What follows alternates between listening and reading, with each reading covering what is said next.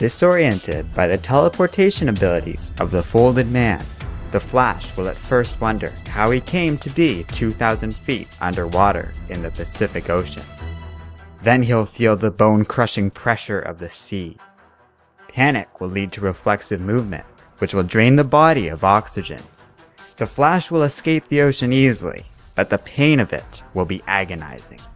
He'll survive, barely. The body isn't designed to travel that far underwater in such a short time, even with Barry's superpowers. The blood vessels in his eyes will burst, his eardrums will rupture, and his lungs will be ravaged by pulmonary embolism. The Flash's accelerated healing means that he'll recover quickly from this, but it won't be an experience Barry will soon forget. Eobard wants his foe confused and angry, and he wants Barry to bring all those emotions back home to Central City. Zoom explains this to his minions. Their names are Roscoe Dillon, also known as the Human Top; Magali, a woman who can manipulate time around people and objects; Block, who can stop the movement of atoms; the Folded Man, capable of teleportation within space and time; and Alexander Selkirk, a scholar of the Speed Force.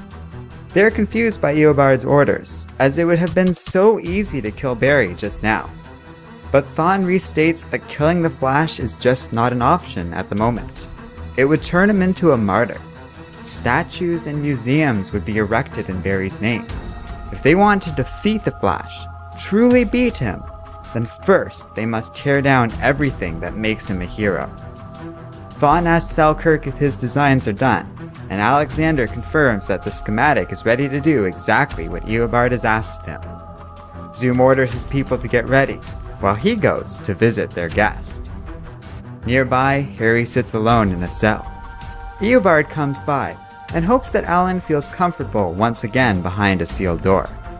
Seeing Thawne drives Harry into a rage, knowing that Eobard murdered Nora Allen many years ago.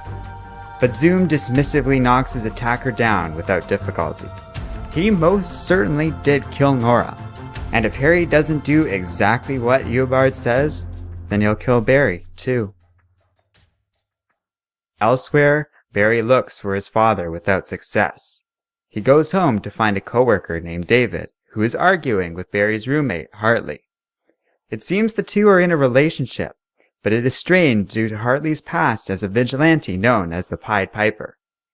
David leaves and bumps into Barry on his way out, who agrees to keep the relationship secret. The issue is not that David is gay, as the head of the crime lab is out and proud, but rather he can't be seen dating a former criminal. The next morning, Barry and Wally West are spending some time together downtown. Wally asks Alan if everything is all right, knowing all that has recently happened to Barry's dad. Alan tries to brush things off, but he clearly is shaken by what has occurred.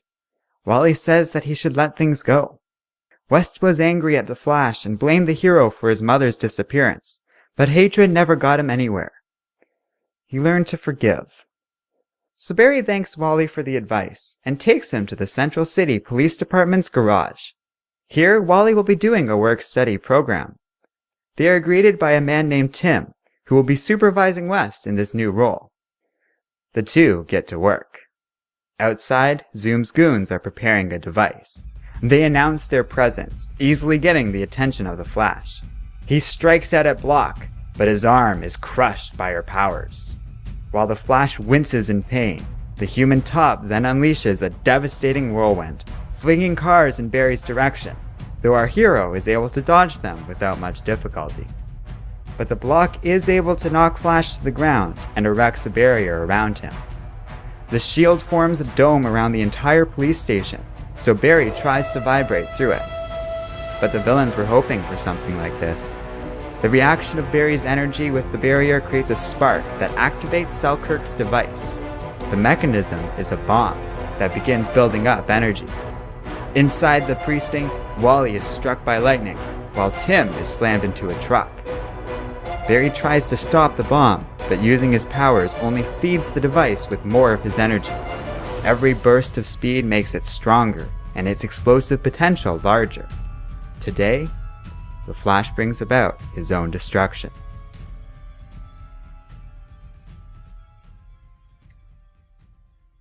Hello and welcome to Comic Island.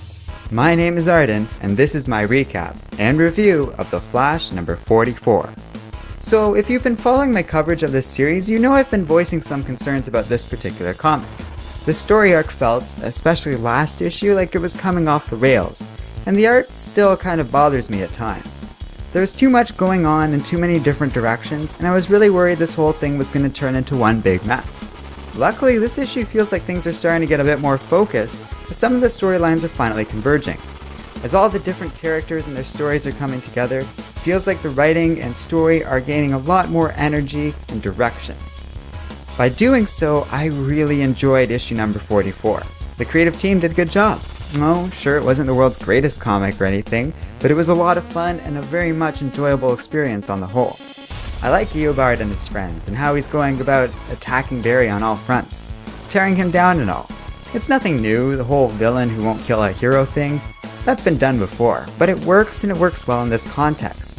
See, it makes a lot of sense. It's well established that Barry is revered in the future, and Eobard knows this, so his primary objective should be to change this. And I think the bomb that relies on Barry's own powers is a pretty good idea too. Again, nothing new here, but it works in this story in a way that adds a lot to it and leaves me excited for what comes next. I also like how Wally is becoming a bigger part of this story, and honestly, this little panel right here, this is by far the most interesting thing to happen in the entire issue. I don't know where the story's going from here, not exactly, but this little panel is giving me all sorts of fun ideas. I don't want to give any specific predictions just yet, but you guys can let me know what you think this all means in the comments section below. And finally, don't forget to like, subscribe, and keep reading comics.